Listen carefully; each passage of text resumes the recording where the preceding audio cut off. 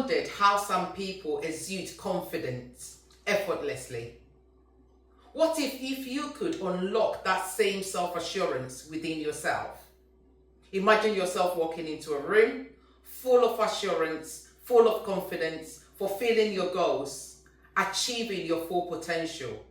Well, welcome to B3 Inspire. Today we are looking at practical strategies that you can use to help you build your self-confidence and become the best version of yourself.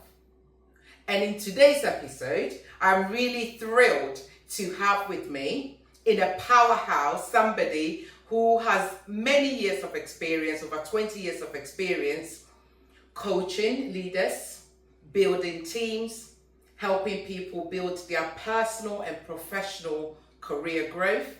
Here I've got Kate Buick with us. Kate is a transformational coach who has worked with many leaders, many individuals out there, helping them build their personal growth and professional growth, developing that confidence. And we are excited to have Kate come here with us on B3 Inspire to share her knowledge, her experience that she's built over the past 20 years. Thank you, Kate, for joining us. Well, thank you very much for having me, and thank you for that great introduction. Pleasure. Okay. Kate, you have had an incredible journey working in HR to now becoming a business coach. We'd just love to hear from your perspective how your experience has changed your perspective on confidence. So I think that confidence is definitely something you can learn. And if you feel confident, life feels easier. So it's definitely something you should try and work on. But I think it can be deceptive. So I remember I did my driving test when I was quite young. I was 18. I learnt to drive when I was 17, and I was quite nervous leading up to doing my test. The day was approaching. I was getting more and more nervous, and I went and did it. And it was a centre on the outskirts of London, and I'd learnt to drive in kind of inner London, so I had to negotiate country lanes, things like that, which were a bit of a new thing. So I was quite nervous, and but to my great surprise, at the end of the test, the instructor said to me, "Well, were you not nervous at all then?" I was like, "No, I was very nervous." You've learned a skill. So I'd obviously learned to look confident, even though I didn't feel it inside. But obviously the trick is to feel it as well as look it. So I started my career in HR in financial services. Then I went on to work for a big retail supermarket in their head office. And then most latterly I've been working at SME. And I'm very fortunate that very early on in my career I was given a lot of responsibility. But with that responsibility came, big challenges to my confidence. So I can remember one incident early on in my career, in my early 20s, I'd seen a presentation once before, and then I was asked to do this presentation to the whole of the office, which was, a few hundred people. And that was, quite scary, but I just did it. And if you told me that, I was going to have to stand up and do these things, I probably would have run a mile. But just doing it and learning that you can do it when you're put in situations like that really helps your confidence. I totally agree in that sense that sometimes we think people are born with confidence, but it's not a trait. Confidence is a skill. Yeah. And you being thrown in the deep end, sometimes you have to feel uncomfortable to develop that confidence over time, and just feel the fear and do it anyway. Yeah, it's a good book. Susan Jeffers, as she says it, now my favorite one, just getting in there and doing it. And sometimes if you are not, I'm a firm believer, and people can challenge me on this, that if you are doing something that you don't feel a bit uncomfortable, then you're not challenging yourself enough. Yeah.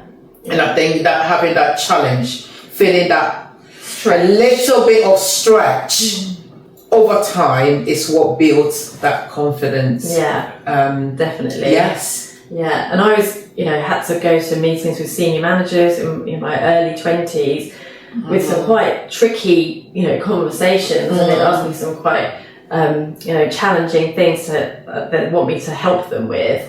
Yeah. And you just have to learn to do it. And early on, I'd want to feel prepared before those kind of meetings.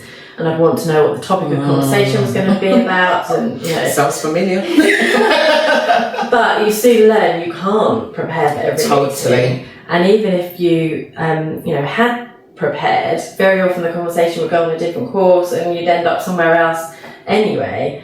But I think it's something that lots of people worry about. And certainly when I had my own team, people in my team would come to me and say, what should I do if I don't know the answer to something in a meeting? Or, I want to know what the meeting's about beforehand. And I'd say to them, look, you're very competent at what you do. You've got to learn that, you will have an answer. And if the worst comes to the worst and you really don't, then it's fine to say, I'll go and check that. Yeah, that's right. I'll go and check that and I'll come back to you. Totally. That's perfectly fine to say that. And that's sometimes is based on individuals feeling maybe you want to be perfectionists. I certainly was this case when I was developing my leadership career. Yeah. And it was, I've got to get it all right, and I've got to make sure everything is perfect. But you actually don't. No. I think great leaders are ones that know they can maximize people's strengths here and there. Yeah. And it's okay for me to let my team know that I don't know it. It's fine. And let's look it up all together. It encourages a healthy environment. It encourages a healthy environment. And that's a very good point there, Kate, because sometimes it's that safe space is what I call it. Do people feel that it's okay to make those mistakes? And therefore, it doesn't matter whatever they get wrong or it's part of the learning anyway. Yeah. And I've seen over the years managers who are very competent, but they're just not confident in having difficult conversations with people, and they'll put off having these difficult conversations.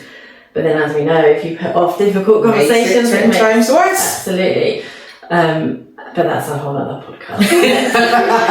It's inviting yourself back on the podcast. You're always welcome. Amazing. Thank you for sharing that. That's so inspiring, Kate. Let's dive into the topic. So how would you define confidence?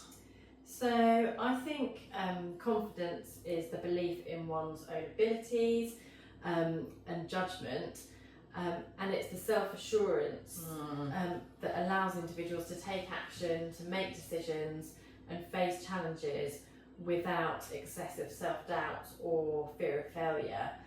And I think confidence can be developed through experience, through knowledge, and practice, and it plays a crucial role in people's growth. I like what you mentioned in your definition about facing the challenge without excessive self-doubt. So being confident doesn't mean that you won't face the challenge of possibly like having that imposter syndrome, I call it chimp, basically in your ears, but it's about you not having that excessively. You going, actually I can do it. So it's having the challenges, but you know how to navigate around it. Fantastic. Kate, how does confidence impact on one's career growth or business success? So I think if you're not confident, it can hold you back from doing things that you really want to do, like a new job, starting something new, or having difficult conversations with people. And as we know, that can lead to bigger issues. And also, I think as a leader, if you don't come across as confident, then people are less likely to trust you and follow you as a leader.